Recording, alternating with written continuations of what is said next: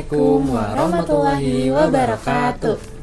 Halo sahabat pembelajar, selamat datang di program Figur Inspiratif Islam. Sebelum kita memulai program hari ini, izinkan kami untuk memperkenalkan diri terlebih dahulu. Nama saya Asya Nina Nagara. Dan nama saya Muhammad Hanif Farumi.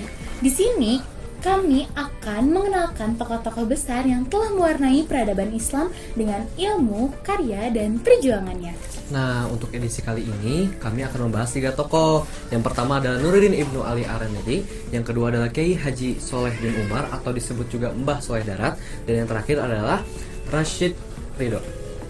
Nah, kami di sini akan membahas sejarah mereka dalam perkembangan Islam di masa modern selama berpuluh-puluh tahun, dan kami juga akan membahas hikmah dari masing-masing tokoh. Wah, keren banget, seperti biografi, karya, sumbangsih, dan hikmahnya ya. Tuh. Jadi langsung saja kita mulai dengan tokoh yang pertama. Silahkan untuk rekan saya akan melanjutkan.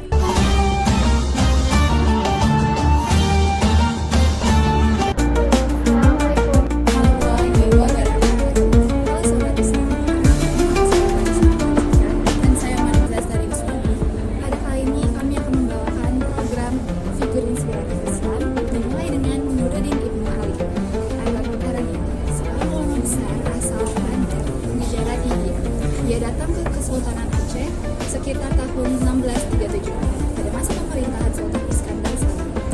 Ar-Ramadi merupakan seorang ahli fikih dan sufi yang teguh dalam menjaga kemuliaan akidah Islam. Ia menentang ajaran Wujudiyah yang berkembang di Aceh sebelumnya dan mendorong penerapan paham Ahlus Sunnah wal Jamaah. Salah satu karya besarnya adalah Bustanus Salatin atau Taman Raja-Raja yang menjadi semacam ensiklopedia kerajaan dan Islam dalam bahasa Melayu. Buku ini membahas sejarah, pemerintahan, akhlak, dan ilmu Islam. Sumbangsihnya yang paling berpengaruh adalah dalam menyusun kembali fondasi keislaman Aceh melalui pendekatan syariat dan ilmu pengetahuan. Hikmah dari perjuangan beliau adalah pentingnya keteguhan dalam menjaga kebenaran meski bertentangan dengan arus. Pemurnian akidah bukan hanya tentang dogma, tetapi untuk merawat keutuhan umat. Masya Allah sekali ya. Ya, Masya Allah sekali sobat Islam. Sekian adalah kisah tokoh dari Nuruddin sebagai tokoh inspiratif dalam Islam, dan selanjutnya akan ada tokoh inspiratif lainnya yang akan dijelaskan oleh teman saya. Baik, terima kasih banyak. Saya Asya Nina Nagara. Dan saya Hairana Azakia. Di sini kami akan membahas terkait tokoh kedua yang berasal dari Semarang, Jawa Tengah. Namanya adalah Kiai Haji Muhammad Soleh bin Umar yang dikenal sebagai Mbah Soleh Darat. Ia hidup pada abad ke-19 dan dikenal sebagai guru dan tokoh-tokoh besar seperti Hasyim Al-Asri, Ahmad Dahlan, bahkan Raden Ajeng Kartini loh. Wah, biografinya mencatat bahwa beliau belajar di Tanah Suci selama bertahun-tahun sebelum akhirnya kembali ke Nusantara dan mengabdikan hidupnya dalam pendidikan Islam. Wah, Masya Allah, keren sekali ya. Karya terbesarnya adalah Tafsir Faizur Rahman, tafsir Al-Quran dengan bahasa Jawa yang ditulis dalam huruf Arab Tugan. Inilah yang membuat pahlawan kita Raden Ajeng Kartini tertarik karena baru pertama kali ia memahami makna Al-Quran dalam bahasa ibunya sendiri. Wah, keren banget ya nih. Masya Jadi, Allah. sumbangsi dari Mbah Soleh Darat adalah membuka akses pemahaman agama kepada rakyat jelata.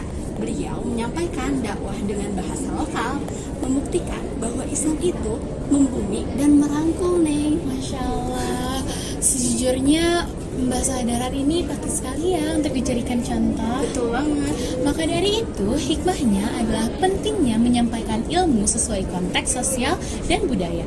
Dakwah yang efektif bukan hanya yang benar secara isi, tetapi juga bijaksana dalam cara penyampaiannya. Oke, berikutnya kita akan mengenal tokoh reformis dari Timur Tengah. Wah, siapa tuh? Wah, lebih baik kita terus nonton ya. Silakan, rekan saya akan membawakan segmen berikutnya.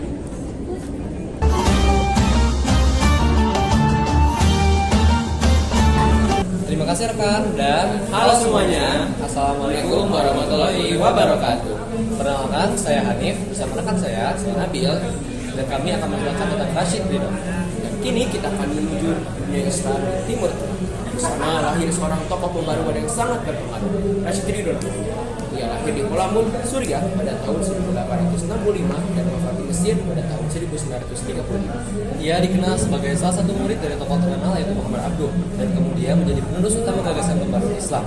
Ridho menulis dan menerbitkan majalah Al-Manar yang merupakan salah satu cara pemikiran modernisasi Islam selama berpuluh-puluh tahun. Karya-karyanya banyak membahas tafsir Al-Quran, isu politik, pendidikan, dan pemurnian ajaran agama Islam dari takhayul serta praktik keagamaan yang tidak biasa.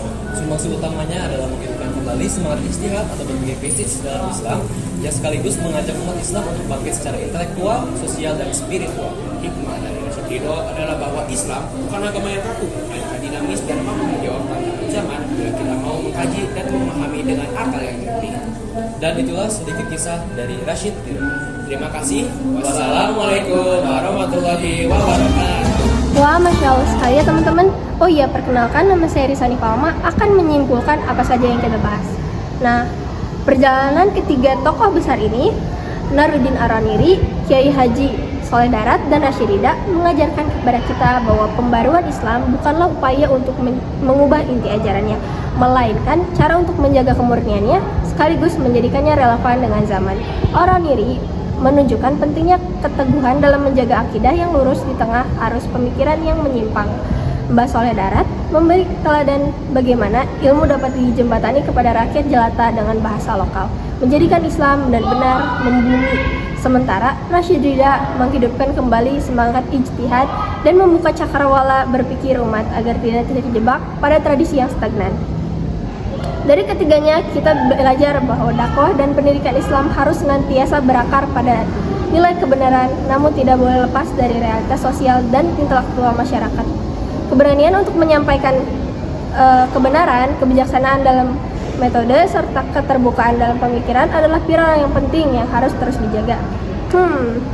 Dari kisah yang kita dengar tadi, apa aja ya hikmahnya?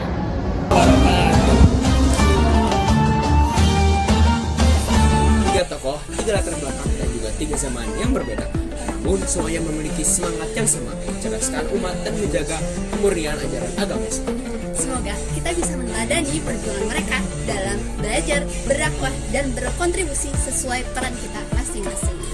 Assalamualaikum warahmatullahi wabarakatuh.